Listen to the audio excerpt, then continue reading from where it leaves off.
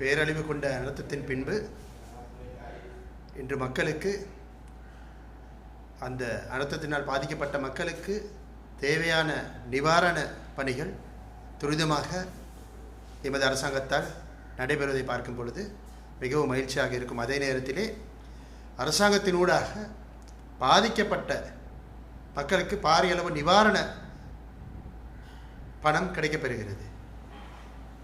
வீடுகளை சுத்தப்படுத்துவதற்கு 25,000 ரூபாய் வழங்கப்படுகிறது. அதுபோல் பாடசாலை புத்தகங்களை இழந்த மாணவர்களுக்கு 25,000 ரூபாய் வழங்கப்படுகிறது. வீடுகள் பாதிக்கப்பட்டிருந்தால் அதற்கேற்ப 50 லட்சம் வரை அதற்கேற்ப விதத்திலே நிவாரணம் வழங்கப்படுகிறது. சிறு கைத்தொழில் செய்பவர்களுக்கு அவர்கள் பாதிப்பு ஏற்பட்டிருந்தால் அவர்களுக்கான நிவாரணத் தொகையும் பாரிய அளவில் வழங்கப்படுகிறது.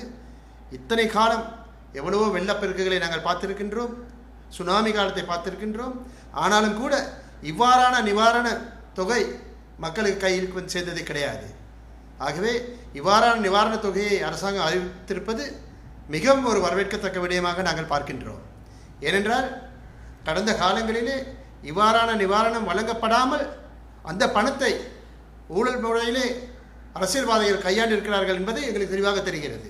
ஆகவே இந்த அரசாங்கத்தை பொறுத்தவரையிலே ஊழலற்ற விதத்திலே மக்களுக்கு சேர வேண்டிய அந்த நிவாரண பணங்களை தொகையை சரியாக பிரித்து கொடுக்கப்படுகிறதை பார்க்கும் பொழுது சந்தோஷமாக இருக்கிறது. அது மட்டுமல்ல, இன்னொரு விடயத்தை நாங்கள் சொல்லிக்கொள்ள வேண்டும். எமது அரசாங்கத்துக்கு இந்திய அரசாங்கம் பாரிய அளவிலே உதவிகளை செய்து வருகிறது.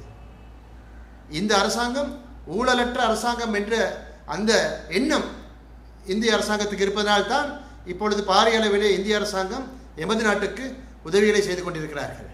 ஆகவே இந்த தருணத்திலே இந்திய பிரதமர் நரேந்திர மோடி அவர்களுக்கு இலங்கை மக்கள் சார்பாக நான் நன்றியை தெரிவித்துக் கொள்ள விரும்புகின்றேன்.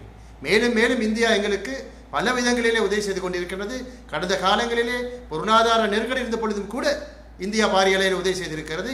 இவ்வாறான ஒரு இக்கட்டான சூழலிலே நாடு முழுவதும் அனர்த்தம் ஏற்பட்டிருக்கும் இந்த நிலையிலே இந்திய அரசாங்கம் எங்களுக்கு செய்திருக்கும் இந்த உதவியை நாங்கள் மறக்க முடியாது என்பதையும் இந்த இடத்தில் தெளிவாக சொல்லிக்கிறேன். மேலதிக செய்திகளுக்காக எமது யூடியூப் தளத்தை சப்ஸ்கிரைப் செய்யுங்கள்.